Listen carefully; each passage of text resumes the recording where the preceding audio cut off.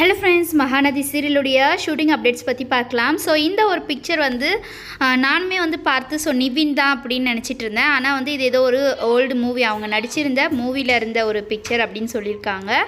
And அது மட்டும் இல்லாமல் நம்ம விஜய், ஸோ நம்மளோட சுவாமி ப்ரோ ரீசெண்டாக ஒரு க்யூட்டான ஒரு பிக்சர் வந்து ஷேர் பண்ணியிருந்தாங்க. என்ன அப்படின்னு பார்த்தீங்கன்னா, மொபைல்லே ஒரு சூப்பர்வான பிக்சருக்கு போஸ்ட் கொடுத்து சூப்பர்வாக ஒரு வீடியோ ஒரு பிக் வந்து ஷேர் பண்ணியிருந்தாங்க.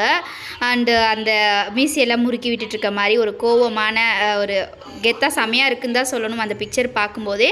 அண்ட் அது மட்டும் இல்லாமல் நேற்றுலேருந்து வந்து ஷூட்டிங் ஸ்டார்ட் ஆகிடுச்சு இந்த மந்த்துக்கு. நிறைய பேர் வந்து நேற்று வந்து பர்த்டே செலிப்ரேஷன் இருந்ததா காவேரிக்கு அப்படின்னு சொல்லி கேட்டிருந்தீங்க. நிறைய பேர் வீடியோ ஷேர் பண்ணியிருந்தாங்கன்னு சொல்லிட்டு. ஆனால் வந்து இன்னும் வந்து பர்த்டே செலிப்ரேஷன் ஷூட் ஸ்டார்ட் ஆகலை. அண்ட் ஷெடியூலுமே வந்து இது வரைக்கும் இன்னும் வந்து ஷெடியூல் எதுவும் பண்ணல அப்படின்னு சொல்லியிருக்காங்க. மேபி வந்து அக்டோபர் ஸ்டார்டிங்கில் இருக்கும் அப்படின்னு சொல்லியிருக்காங்க.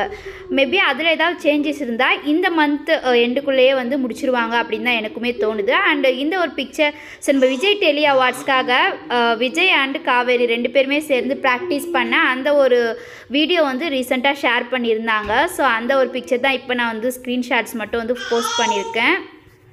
ஸோ ரெண்டு பேருமே வந்து அவங்களுடைய பிஸி, அதாவது முக்கியமாக வந்து சுவாமி ப்ரோ அவங்களுடைய பிஸி ஷெடியூல்லையுமே வந்து விஜய் டெலி அவார்ட்ஸ்க்காக அப்பப்போ வந்து ப்ராக்டிஸ் பண்ணியிருப்பாங்க போல இருக்குது. ஒரு 2-3 டேஸ் அந்த 1 வீக்குள்ளே தான் வந்து இவங்களுடைய ப்ராக்டிஸ் இருந்திருக்கும். ஸோ அந்த அளவுக்குள்ளேயே வந்து அவங்க ப்ராக்டிஸ் முடிச்சுட்டு விஜய் டெலி அவார்ட்ஸ்லேயும் வந்து டான்ஸ் பண்ணியிருந்தாங்க. ஸோ ரொம்பவே ஒரு சூப்பரான விஷயம் அப்படின்னு தான் சொல்லணும்.